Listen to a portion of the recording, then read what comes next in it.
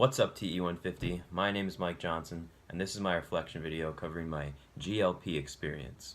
For this project, I paired up with an exchange student from Honduras. His name was Sergio. We met up a couple times on campus. We talked about each other's similarities in our cultures. We talked about our differences that we realized, and in general, we just talked about culture. Some staples of my culture, Western American culture, include being efficient with time, focusing on time too much, individual power and freedom regarding others. And a lot of people from other countries think we're a little obnoxious. Now, Sergio's culture. There's obviously differences in traditional foods from here to Honduras. And Sergio also told me that people in Honduras seem to be a lot nicer to strangers than people in the US here are. For the most part though, Sergio said the culture was more similar between here and Honduras than different. Now, what I learned, what I thought, my opinions, my reflections on our interactions. One of the biggest takeaways, I think, from doing a project like this, where you interact with someone who's different culturally than you, and you learn new things about them, and you learn new things about your own culture, is to remember that they're all equal. No one culture is explicitly or definitively better than another one, you know? A lot of culture comes from beliefs and values, and those things are all subjective.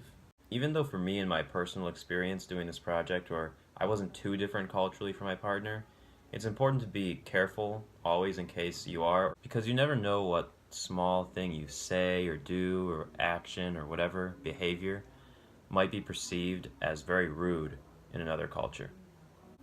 During one of our interactions, I presented to Sergio a few scenarios that we actually went over in class. They were: a guy's following a girl through an alley late at night. Another one was it's 6 a.m. and some guy who reeks of alcohol is in the convenience store next to you. And we had to describe why we thought each one was happening. You guys remember that? You remember that. So I presented these situations to Sergio and asked him why he thought each of them was happening. I thought his explanations would be pretty similar to mine. I thought this because we had seemed to be pretty similar so far. However, I was mistaken. In general, Sergio looked to outside sources for blame as opposed to the individuals involved in the scenarios.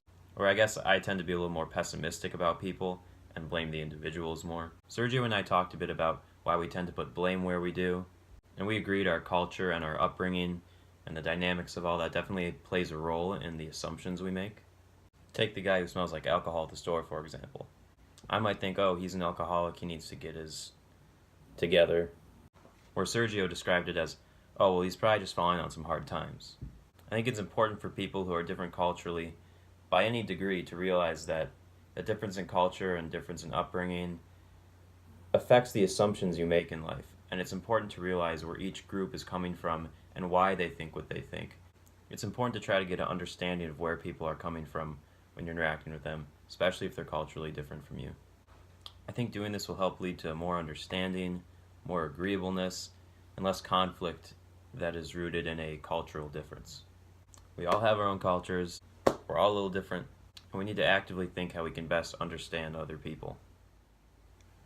Well, those are some things I was reminded of and learned during this project. And thanks for watching. Even though I know you don't really have a choice, you're just sitting in the classroom. And that is my reflection on the GLP project. Peace. And in case anyone's wondering, this is the US, and Honduras is right there.